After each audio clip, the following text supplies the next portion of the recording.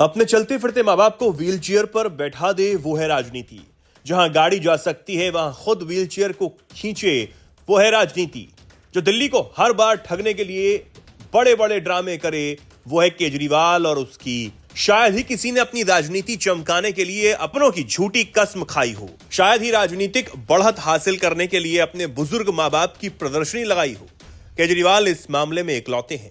केजरीवाल ने कभी अपने ही बच्चों की कसम खाकर कहा था कि आम आदमी पार्टी बीजेपी या कांग्रेस से कभी हाथ नहीं मिलाएगी, लेकिन उन्होंने अपनी पहली ही सरकार कांग्रेस के समर्थन से बनाई। बाद में कांग्रेस की छतरी के नीचे जमा भी हुए, उसके साथ मिलकर चुनाव भी लड़ा। इस नीचता का अगला अध्याय उन्होंने तब लिखा जब दारू घोटाले के छींटों से भ्रष्टाचार से लड़ने का उनका मुखौटा उतरा, जब उन्हें तिहाड़ की हवा खानी पड़ी, जब शीश महल खाली करना उनकी मजबूरी हो गई। उन्होंने अपनी सियासत को आगे बढ़ाने के लिए बुजुर्ग माँ बाप को मीडिया के आगे कर दिया, इस उम्मीद में कि उनकी उम्र, उनकी बीमारी से उनके दाग छिप जाएंगे। अब इससे भी आगे निकलते हुए उन्होंने बुजुर्ग माँ बाप की परेड तब निकाली है जब 2025 के दिल्ली विधानसभा चुनावों को आम आदमी पार्टी के लिए अब तक की सबसे कड़ी परीक्षा बताई जा रही है। 5 फरवरी को मतदान करने के बाद उन्होंने एक्स प्लेटफॉर्म पर पोस्ट किया। उन्होंने लिखा, आज पूरे परिवार के साथ जाकर मतदान किया, हर दिल्लीवासी की तरक्की और हर गरीब परिवार के सम्मानजनक जीवन के लिए वोट दिया। आप भी अपने परिवार के साथ मतदान करें और दूसरों को भी प्रेरित करें। दिल्ली की तरक्की रुकनी नहीं चाहिए, गुंडागर्दी हारेगी, दिल्ली जीतेगी। अपने समर्थकों को वोट के लिए प्रेरित करने में कोई बुराई नहीं है, हर राजनीतिक दल ऐसा करते हैं। अपने परिवार के साथ मतदान भी आम है, लेकिन इस पोस्ट के साथ शेयर की गए वीडियो में जिस तरह का प्रदर्शन दिखता है वो सामान्य नहीं है। वीडियो में आप मीडिया से बात करते हुए केजरीवाल को खांसते भी देख सकते हैं। इसमें कोई आश्चर्य नहीं होना चाहिए, क्योंकि चुनावी मौसम में अक्सर केजरीवाल की ये दबी बीमारी बाहर आ जाती है। बुजुर्गों को वोटिंग के लिए ले जाना कोई गलत बात नहीं, लोकतंत्र के पर्व में सबकी भागीदारी हो, ये सबसे अच्छी बात है। लेकिन बात बात पर माँ बाप को बीमार बताने वाले केजरीवाल उन्हें बकायदा गाड़ी में भी बिठाकर ले जा सकते थे। उनके पास गाड़ियों का पूरा काफिला है।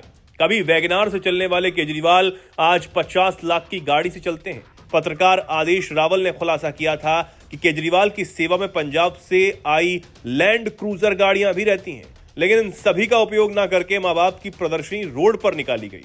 वो चाहते तो चुनाव आयोग की घर बैठकर वोट वाली सुविधा का फायदा भी उठा सकते थे। उनके पिता इसके लिए योग्य भी हैं, लेकिन उन्होंने बुजुर्ग माँ बाप का व्हीलचेयर पर परेड निकाल सहानुभूति और वोट जुटाने की कोशिश की। वोटिंग के दिन बूढ़े माँ बाप को सड़क पर लेकर घूमने वाले केजरीवाल मई 2024 में उन्हें परेशान न किए जाने की अपील कर रहे थे। वो नहीं चाहते थे कि दिल्ली पुलिस उनके घर पर स्वाति मालीवाल की पिटाई के मामले में पूछताछ करने पहुंचे। इसके लिए उन्होंने पीएम मोदी तक को घेरा था। अब उन्हें अपने बूढ़े माँ बाप को सड़क पर घुमाने में कोई समस्या नहीं। केजरीवाल ने सोचा कि यह सब देखकर दिल्ली की जनता उनके 10 साल के कुकर्मों को भूल जाएगी। खुद को फैमिली मैन दिखाने वाले केजरीवाल का यह स्टंट बताता है कि उनके लिए राजनीति ही सब कुछ है। इसके लिए वो कुछ भी कर सकते हैं। वो राजनीतिक तौर पर अति महत्वाकांक्षी हैं। वे कुर्सी के लिए, सत्ता के लिए किसी भी स्तर तक गिर सकते हैं। ऐसा करते हुए केजरीवाल को शायद ही एहसास हो कि जनता की लाठी जब पड़ती है तो आवाज नहीं होती। नेशनल कॉन्फ्रेंस के नेता फारूक अब्दुल्ला ने महाकुंभ को लेकर एक जहरीला बयान दिया। फारूक अब्दुल्ला ने हिंदू विश्वास पर कटाक्ष करते हुए कहा कि उनका खुदा पानी में नहीं बसता। फारूक अब्दुल्ला के बयान के बाद उनकी आलोचना शुरू हो गई है। लोगों ने मक्का मदीना की उनकी पुरानी तस्वीरें भी दिखाई। मीडिया से बात करते हुए फारूक अब्दुल्ला ने कहा, मेरा खुदा पानी में नहीं बसता, मेरा खुदा ना मंदिर में है, ना मस्जिद में, ना ही गुरुद्वारे में, मेरा खुदा मेरे दिल में बसता है। उन्होंने बयान महाकुंभ में जाने को लेकर प्रश्न पूछे जाने पर दिया। फारूक अब्दुल्ला के इस बयान के बाद बवाल हो गया। उनकी एक पुरानी तस्वीर भी अब सामने आई है। इसमें वो बेटे उमर अब्दुल्ला के साथ मक्का की मस्जिद अल हरम में खड़े हैं। मस्जिद अल हरम वही है जहां दुनिया भर के मुस्लिम उम्रा करने जाते हैं। लोगों ने इसी के साथ उन्हें इस सेकुलर टाइप दावे पर प्रश्न उठाए। क्या फारूक अब्दुल्ला अभी ये कह रहे हैं कि उनका खुदा पानी या फिर किसी मस्जिद में नहीं बसता? वह कुछ ही दिन पहले बेटे समेत सऊदी अरब पहुंच गए थे। ये यात्रा भी तब हुई थी जब उमर अब्दुल्ला जम्मू कश्मीर के दूसरी बार सीएम बने थे। ऐसे में उनके खुदा मस्जिद में नहीं रहता वाले उनके दावे को लेकर प्रश्न उठ रहे हैं। उनके इस बयान से उन हिंदुओं को भी धक्का पहुंचा है जो प्रकृति के हर तत्व में भगवान को मानते हैं। फारूक अब्दुल्ला का बयान पवित्र नदी गंगा के महत्व को कम करके आंकने वाला भी मालूम होता है। अब्दुल्ला पहले ऐसे नेता नहीं हैं जिन्होंने महाकुंभ को लेकर ऐसा कोई बयान दिया हो। उनसे कुछ ही दिन पहले सपा सांसद जया बच्चन ने महाकुंभ को लेकर विवादित बयान दिया था। उन्होंने कहा था, इस समय दुनिया में सबसे ज्यादा प्रदूषित पानी कुंभ में है, वहां लाशों को उठाकर फेंक दिया गया है, उसकी वजह से पानी प्रदूषित हो गया। नेशनल कॉन्फ्रेंस के अध्यक्ष फारूक अब्दुल्ला ने जम्मू कश्मीर में आतंकवाद खत्म होने के केंद्र सरकार के दावे पर सवाल खड़े किए और कहा, अगर आतंकवाद खत्म हो गया है तो कुलगांव आतंकी हमले जैसी घटनाएं नहीं होनी चाहिए। उन्होंने दिल्ली चुनाव में जीत का दावा करने वालों की भी आलोचना की और इस बात पर जोर दिया कि फैसला देश के लोगों का है। जेएमसी जम्मू में कैंसर पर आयोजित कार्यक्रम के बाद पत्रकारों से बातचीत करते हुए अब्दुल्ला ने सोमवार को कुलगांव में हुए आतंकी हमले का जिक्र करते हुए आतंकवाद को खत्म करने के सरकार के दावे पर सवाल खड़े किए। उन्होंने कहा, उन लोगों से पूछिए जो दावा करते हैं कि आतंकवाद समाप्त हो गया।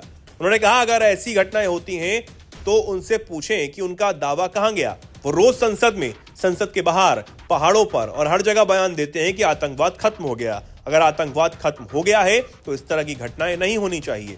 अब्दुल्ला ने राजनीतिक और सामाजिक मुद्दों पर पूछे सवालों के जवाब भी दिए। दिल्ली विधानसभा चुनाव और भाजपा की जीत के दावों के संबंध में अब्दुल्ला ने कहा, सभी बुधवार को होने वाले चुनाव का इंतजार करें। उन्होंने कहा कि भाजपा तो कहती है कि वो जम्मू कश्मीर में सत्ता में आएंगे, इस तरह या उस तरह त्रिशंकु विधानसभा जम्मू कश्मीर में होगी। आज उनके दावे कहां चले गए? ऐसा लगता है अब उन्हें चुप करा दिया गया। फैसला इस देश के लोगों ने किया है, फारूक अब्दुल्ला या सकीना इट्टू ने नहीं। नहीं, कॉल मैंने करी है, मैंने करी कॉल। सरफराज, पिताजी का नाम अहमद अली। दिखाना, हाथ दिखाना। एज क्या है तेरे? ये भाई को भी दिखाओ। दिखाना। ये तो उल्टी उंगली पे लगा रखा है उन्होंने, ये तो इस पे लगेगा, इस वाली पे। ऐसा कुछ भी हो, काम तो हो रहा है। वैभव 35 साल। ना मैंने एड्रेस क्या है तेरा? उल्टे पे लगा है, सही T12 कार्रवाई तो है। इसका पहचान पत्र रहेगा। पहचान पत्र की फोटो खींचिए। हाँ, अब देखो भाई साहब, ये तो बेचारे अनपढ़ आदमी है, इन्हें क्या पता है क्या है? घर में मशीन आएगी, तुम मत जाना, काम हो गया। पता है पूरे हैं हैं? भाई, सारा पता है। पहचान पत्र की उन्होंने फोटोग्राफी ली थी, उसमें नंबर लिखा था आधार कार्ड का। किसने लगा दी शाही? बता ना तू, किसने लगी शाही? कालू हीरा लाल था और वो लौंडा था। अरे नहीं, ये झुग्गी में रहता है पीछे। मेरा घर नहीं है पीछे, यहाँ लोहे का जीना है, उसके बराबर में परचूनी की दुकान है, उसके बराबर में रहता है वो। वो पहचान पत्र मांगा था, पहचान पत्र और हम दो नहीं है, कम से कम 200 बंदों के लेन पे जो है ना, उन्होंने कहा 500 रुपए दिए सबको उनने। हीरालाल ने? हाँ। और क्या बताया ये दूसरा? हीरालाल है, कालू है, जिसकी झुग्गी में ये काम हुआ है, और क्या नाम है वो लौंडा, क्या नाम है जो लिख रहा था ना, वो झुग्गी में रहता है, यहाँ पर ही पास में रहता है वो। ज्यादा दूर नहीं है, घर के पीछे ही है। Head constable number 892। नहीं, आप क्या गेट बंद करना? आप तो जब पुलिस आ गई तो सब कुछ अब क्या दिक्कत है? अरे कोई दिक्कत नहीं, टेंशन ना लो, सब हम तुम्हारे साथ है। ये जान करने का विरोध है ना, सब बिल्कुल भरोसा है आपको। और जिस झुग्गी में काम हुआ है वो भी झुग्गी में तुम्हें बता दूं। कौन? अरे वो कालू ने अपनी झुग्गी के अंदर काम करा, 500 रुपए दे के। अरे यही हमारे घर के बराबर में रहता है, लोहे के जीने के सामने। हाँ, परचूनी की दुकान है, उसके बराबर में घर जो है वो है, उसकी झुग्गी के अंदर ही जो है वो लोंडा 500 रुपए दे के सेम करवा दो। और हीरालाल का घर लेके जाओ ना, चलो।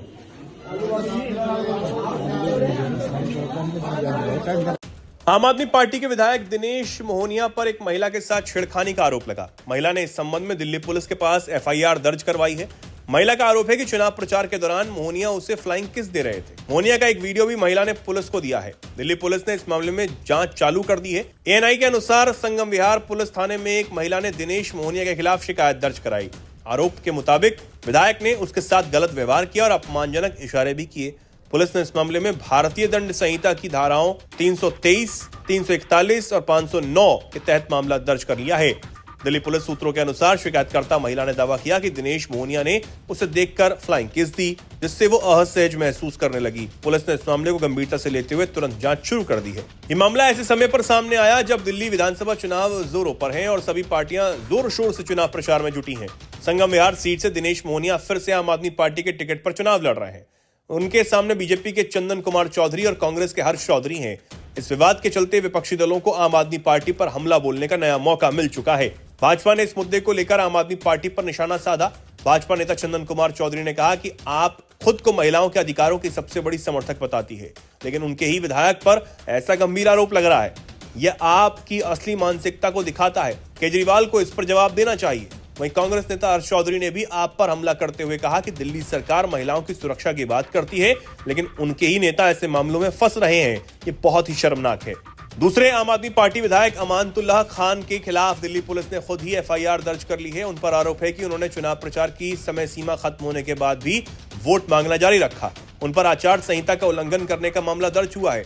अमानतुल्लाह खान की एक वीडियो सामने आई थी जिसमें वो ओखला में 3 फरवरी 2025 को चुनाव प्रचार खत्म होने के बाद भी समर्थकों के साथ घूमते हुए नजर आए।